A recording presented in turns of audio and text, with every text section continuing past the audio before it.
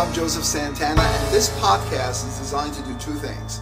Tell you a little bit about my background and walk you through some of the work that I do. So let's begin. I'll start by telling you a little about myself. Before launching my consulting practice in 2012, I was a diversity and inclusion officer for Siemens' 60,000 employee multi-divisional operations in the United States. As the company's very first diversity officer in a countrywide basis, I was the architect of what became their highly successful award-winning USA Diversity and Inclusion practice. This practice, which spanned across 10 operating divisions, working in a variety of industries, had over 10 diversity councils, 60 ERGs, and 3 national networks that I had built and were fully functional by the time I left the company. Before entering the diversity and inclusion field, I worked in 2 other professional areas that have had a tremendous influence on the work I do in diversity and inclusion. In one of these roles, I headed up a multi-million-dollar revenue-generating consulting and outsourcing organization in New York City.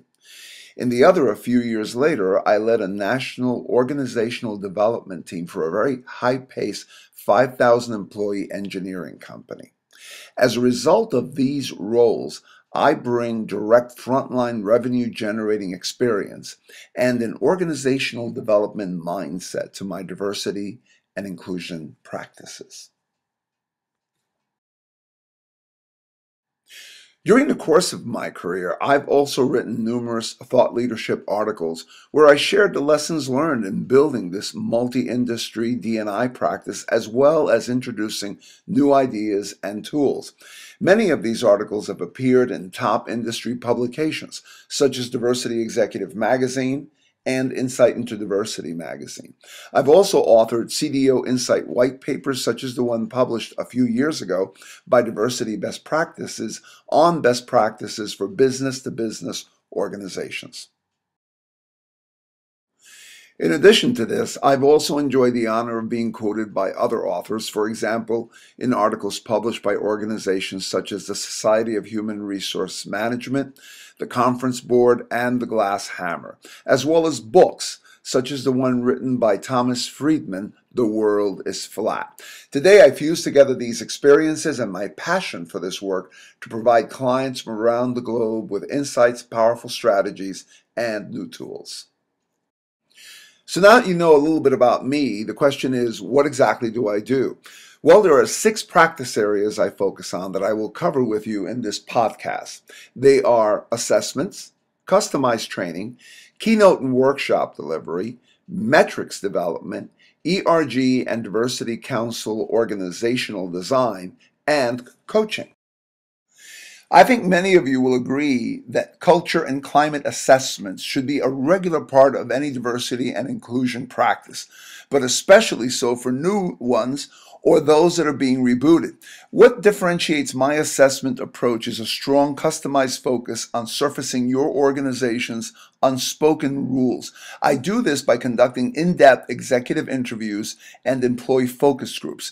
The questions I use are designed to surface hidden beliefs that shape perception. The deliverable from this work is a 25 to 30-page report that summarizes the findings and recommendations for addressing gaps and needs. Over the course of more than a decade, I've created thousands of effective diversity and inclusion training programs and curriculums. The problem with the off-the-shelf variety of these products is that they often don't speak to your culture or address your specific needs. My approach is to start with solid learning objectives and then work with you through the design phase to integrate the latest cutting-edge materials and practices with the nuances of your culture. The end product is a program that will fully integrate into your company development process, making your D&I program offer a part of your organizational DNA. If you're looking for a combination of energy and insights delivered with passion and humor that resonates with your audience, I may just be the perfect keynote speaker for you or workshop leader. Like my work and training, I prepare for keynotes and workshops in a collaborative way that ensures timely delivery of the message you need. If you want more information on a few of my past keynotes and workshops, please visit my website, JosephSantana.com, and look under the Speaker and Worksheet tab. Click on the icon that you see on this page for my speaker sheet. Effective management of any process or practice requires establishing and tracking metrics. In response to this demand in the relatively young field of diversity and inclusion, we've generated a number of ways to measure progress and success. There are magazine publisher rankings, scorecards, and other index systems that compare how you're doing versus competitors or your own internally set goals. When I took inventory of these metrics years ago, I found that they all answered one of four questions. 1. How am I doing compared to others? 2. How am I doing in the eyes of people considered experts? 3. How am I doing relative to producing company-set outcome targets? And 4. How am I doing relative to compliance with the law? In the midst of all this, there was one important question that I felt remained unasked, undriven, and unanswered by all of these metrics, which is, how are the internal processes in my company evolving and maturing towards greater diversity and inclusion competency?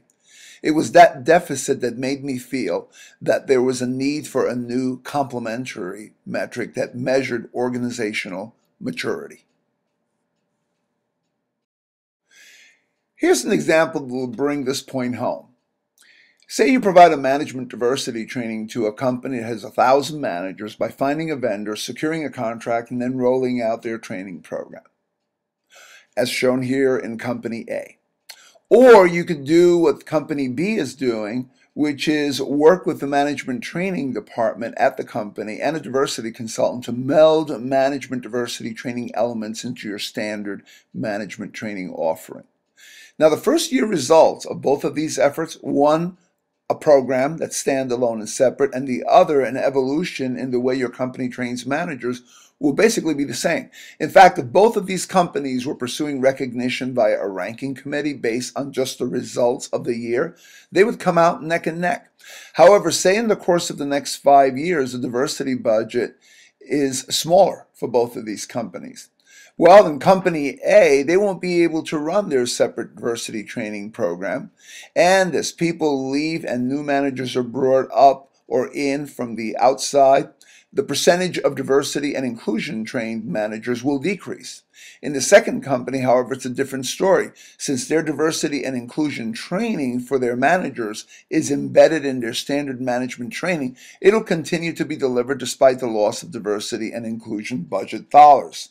The first company's investment only produced a temporary program result.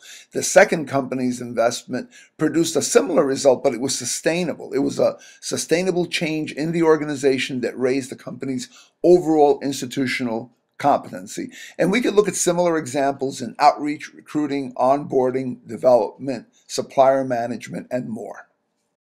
Recognizing this distinction back in 1997, I asked myself, how do you derive and measure this type of institutional competency change? And to that end, I designed the diversity capability maturity model that you see here based on the highly respected Carnegie Mellon capability maturity model. This 5-state model is used to assess the state of maturity of any area of diversity and inclusion from non-existence through their initial initiation, development, then into a management process, and then an institutionalized process, and ultimately becoming a best practice competency. So if we apply this to our earlier management training example, we would say that the first company was a level 2 on the model since their program was simply initiated. But the second company was at a level 4 because their management training program was institutionalized. So where the traditional metrics only focused on the end result, my model looked at how the result was being produced and its longer-term sustainability as a company competency. The model is a perfect complement to any other metric system as a means of driving and measuring real organizational process competency development. One of the first challenges new and sometimes existing employee resource groups and diversity councils face is answering the question, how do we collect the information we need to shape ourselves into a group that drives value? To help ERGs and diversity councils meet that challenge, a few years ago I developed a tool based on the impact mapping approach. Impact maps are a strategic planning tool that help product and service teams to align their activities with the overall business objectives in order to make better decisions. To get a sense of how this map works, let's walk through it the way I've used it with hundreds of employee resource groups. The first two columns to the left are used to collect information about the needs of your staff and your company. So you want to answer the questions like, for example, what are some of the things that the people in your company need, the people who would be members of this group? What are some of the things that they would want? Then in the column to the right of that, you would ask yourself, what are some of the organizational objectives and challenges that you might be able to address through your ERG? After you identify the company's needs as well as the employee needs, the next question is, what goals should you set that combine both of those needs into set objectives? And the answer to that goes in that middle column. Next column to the right, you ask yourself, what actions do we need to take to meet those goals? And then finally, to the rightmost column, you ask yourself, what resources do we need in terms of people, time, money, etc., in order to be able to take those actions? The result is a map which, read from left to right, plots from needs through goals and actions to resource needs. And if you go the other way, from right to left, it shows why you need the resources you need to take the actions that you need to take in order to meet the objectives that will meet the specific needs of people and the organization. I've used this tool along with others to guide diversity council leaders and ERG leaders through 4 to 8 hour strategic planning processes. And the deliverable is a 5 to 6 slide presentation that they can use to communicate their value, goals, and needs to either executives, employee audiences, or others in a very simple and yet very powerful way.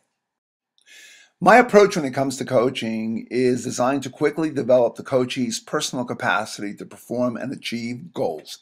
Typically, I start by interviewing an executive sponsor or other leader who understands the organizational objectives.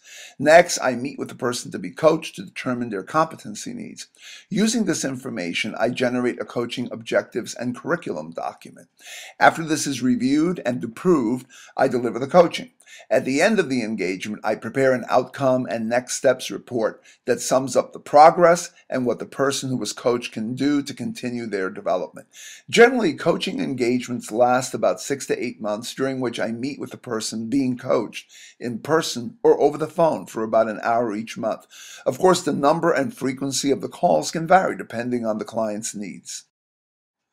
So I hope I've given you a good idea of what I offer in my key areas of focus. The only remaining question is, who do I work with? And the answer is, I work with both client partners, companies that want the support for their own diversity and inclusion efforts, as well as consulting partners who want to include what I offer in what they provide to their clients.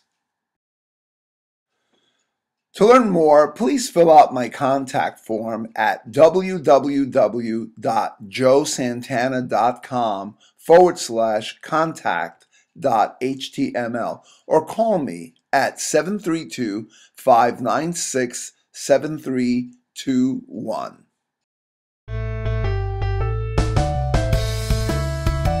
So thank you for listening to